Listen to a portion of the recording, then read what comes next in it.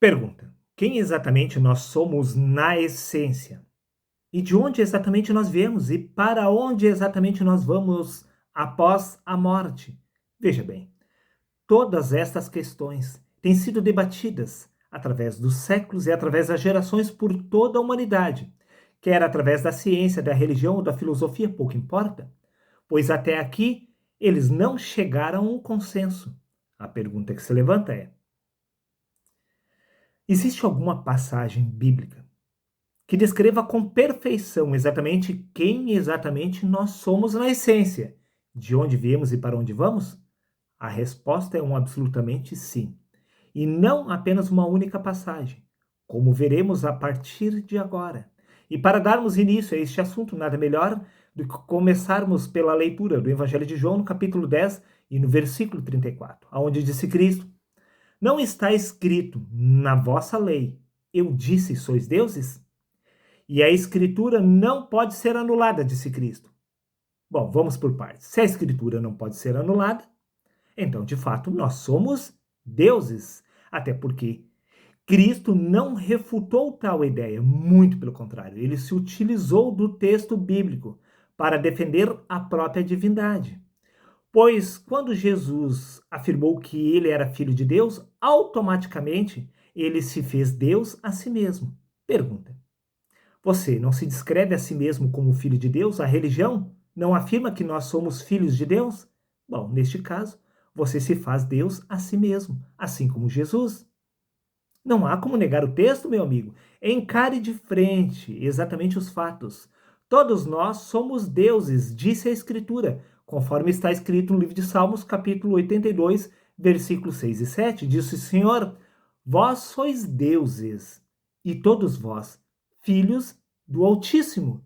Todavia, como homens morrereis. Assim como Jesus morreu como homem, você também irá morrer como homem, porém não como Deus.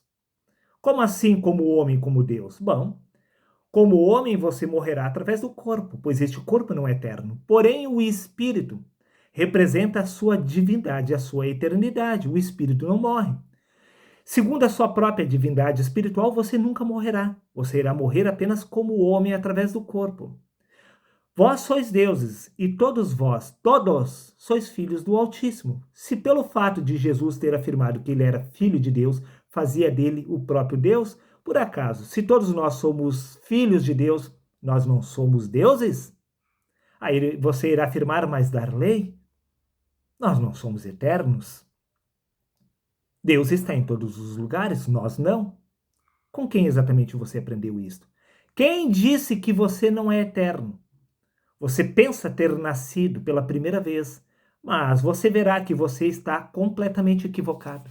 Veja o que consta no livro de Hebreus, capítulo 11, versículos 13 ao 16, onde está escrito: todos estes morreram na fé, sem terem recebido as promessas, mas vendo-as de longe e crendo nelas e abraçando-as. Estamos falando dos patriarcas, estamos falando dos heróis da fé, estamos falando de Moisés, dos profetas. Todos estes confessaram que eram estrangeiros e peregrinos aqui na terra. Pode parar por aqui.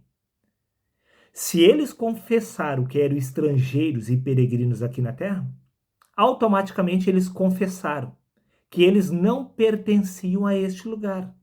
Até porque o texto continua. Porque os que isso dizem claramente mostram que buscam uma pátria. E se na verdade se lembrasse daquela de onde haviam saído, teriam a oportunidade de retornar para lá. Está vendo? Se eles se recordassem, eles teriam a oportunidade de retornar para lá. Automaticamente eles confessaram que eram estrangeiros e peregrinos aqui na terra. A pergunta que se levanta é: como exatamente eles fizeram para ter encarnado neste plano físico se eles não pertenciam a este lugar? Resposta simples: eles tiveram que morrer lá para poder despertar através de outro corpo aqui. Todos nós somos seres multidimensionais. Todos nós somos deuses, existindo e coexistindo em vários planos distintos uns dos outros. Talvez você não tenha prestado atenção no texto, e se na verdade se lembrasse daquela de onde haviam saído, teriam oportunidade de retornar para lá. Pergunta: como exatamente nós podemos se recordar do lugar da onde nós saímos? A resposta se encontra exatamente na leitura do Evangelho de João, no capítulo 14, no versículo 26, onde disse Cristo: mas aquele Consolador, o Espírito Santo que o Pai enviará em meu nome, esse vos ensinará todas as coisas e vos fará lembrar de tudo quanto vos tenho dito. Pode parar por aqui. Como assim o Espírito Santo irá nos fazer lembrar de tudo quanto ele tem dito? Pois o Consolador, o Espírito Santo que o Pai enviará em meu nome, esse vos ensinará todas as coisas, disse Cristo, e vos fará lembrar de tudo quanto vos tenho dito. Não faz o menor sentido. Jesus deu início ao seu ministério aos 30 anos. Após 3 anos, ele morreu. Por acaso os apóstolos estavam com amnésia, que precisariam da ajuda do Espírito Santo para se recordar do que Cristo havia falado com eles há 3 anos atrás? Pense, raciocine, meu amigo. E no seu caso é muito pior, porque exatamente você precisa receber o Espírito Santo para se recordar das palavras de Jesus, se todas elas estão escritas na Bíblia. Basta ler a Bíblia. Você não precisa do Espírito Santo para se recordar do que Jesus falou enquanto ele esteve aqui nesta terra. Você precisa receber o Espírito Santo para se recordar de tudo que você conviveu com o Espírito Santo, com o próprio Cristo, em outras realidades, em outros planos físicos. Até porque está escrito no livro de Apocalipse, capítulo 12, versículo 12: pelo que alegrai-vos, ó céus, e vós os que habitais neles. Os profetas, os patriarcas, os heróis da fé, através da fé, eles compreenderam que eram estrangeiros e peregrinos aqui na terra. Eles confessaram que eles não pertenciam a este lugar. Por isso está escrito: pelo que alegrai-vos, ó céus, e vós os que habitais neles. Está vendo? Existem vários céus habitados, vários planos físicos distintos uns dos outros. Até porque no livro de 2 Coríntios, capítulo 12, versículo 2, disse Paulo: fui arrebatado até o terceiro céu. Todos nós somos seres multidimensionais. Quando o Espírito Santo vier, um símbolo, uma representação do despertar da consciência espiritual de Cristo no homem ocorrer, você irá se recordar de todas as suas existências que você já teve por todos estes planos físicos e espirituais distintos uns dos outros. Você ainda não ficou convencido? Veja, meu amigo. No livro de Hebreus, capítulo 9, versículos 27, está escrito: e como está ordenado aos homens morrer uma única vez? Aí você irá afirmar: está vendo, Darley? Tudo isso que você falou até aqui cai por terra. Com base neste texto, se está ordenado aos homens morrer uma única vez, como exatamente você está afirmando que nós já existimos em outros planos físicos, em outras realidades distintas a esta? Como poderíamos ter morrido em outro lugar e morreríamos novamente aqui se está ordenado aos homens morrer uma única vez? Talvez você não tenha compreendido. Está ordenado aos homens morrer uma única vez. Você não é homem. Você é um Deus. Todos nós somos deuses. Todos nós somos filhos do Altíssimo. Se o nosso Pai é um Deus, por certo que nós somos deuses. Pois nós somos muitos. Todos nós somos deuses. Você irá morrer uma única vez através deste corpo. Este corpo irá morrer uma única vez. Quando você encarnar, você encarnará em outro corpo. E você será um outro ser. Até porque está escrito no livro de Eclesiastes, capítulo 12, versículo 7, e o pó volte à terra tal como era.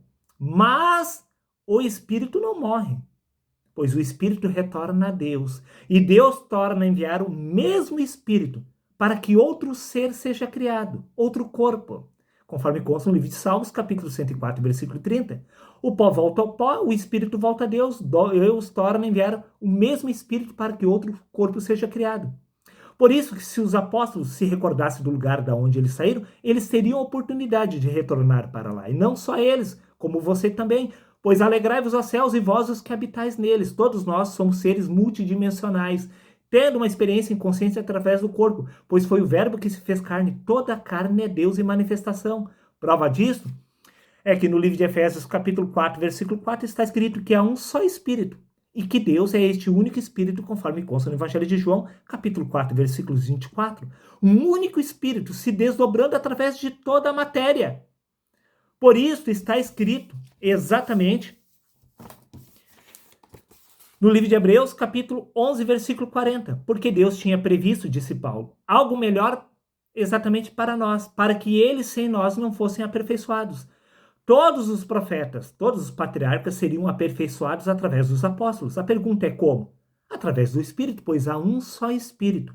E Deus é este Espírito que é a nossa vida.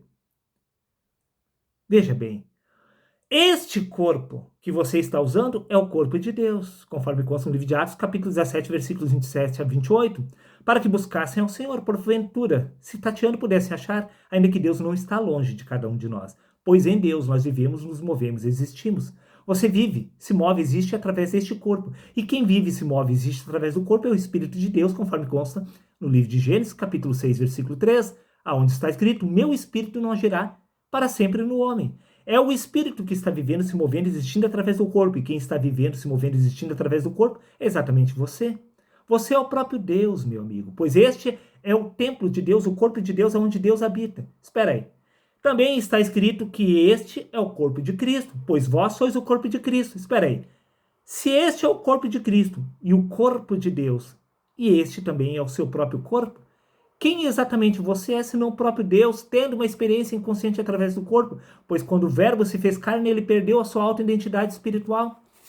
Por isso, meu amigo, todos nós somos aperfeiçoados através do mesmo Espírito. Por isso, tanto os profetas, assim como os apóstolos, serão aperfeiçoados através de nós. Do contrário, não faria o menor sentido o Espírito estar presente ainda no corpo. Pois você irá morrer apenas como homem, conforme consta no livro de Ezequiel, capítulo 18, versículos 20. A alma que pecar, essa morrerá. E no Evangelho de Mateus, capítulo 26, versículo 41, está escrito, vigiai e orai para que não entreis em tentação. O espírito, na verdade, está pronto. É apenas a carne que é fraca, conforme consta no livro de Romanos, capítulo 8, versículo 3, condenou Deus o pecado na carne. É a alma que peca. A alma é a sua consciência do corpo. Você peca através da consciência. Por isso que o pecado foi condenado na carne e não no espírito. Você morre como homem, não como Deus. O espírito é santo. O espírito é eterno. E é o espírito que é a sua verdadeira identidade. O espírito que você é exatamente Deus, pois há um só espírito. O espírito de Deus se desdobrando através de todos, pois todos nós somos um em Deus e Deus é exatamente um através de todos nós. Naquele dia, disse Cristo, vocês entenderão que eu estou no meu Pai, vós em mim e eu em vós. Pai, Filho e Espírito Santo, aqui está a Trindade. Pois o homem, Deus e Cristo são um só. Repito mais uma vez, este é o templo de Deus, onde Deus habita. E este também é o corpo de Cristo, onde Cristo habita, pois eis que estou convosco todos os dias até a consumação dos séculos. E este também é o seu corpo, onde você habita. Está vendo? Todos compartilham do mesmo corpo, pois todos somos um só. Até o próximo vídeo, meu amigo.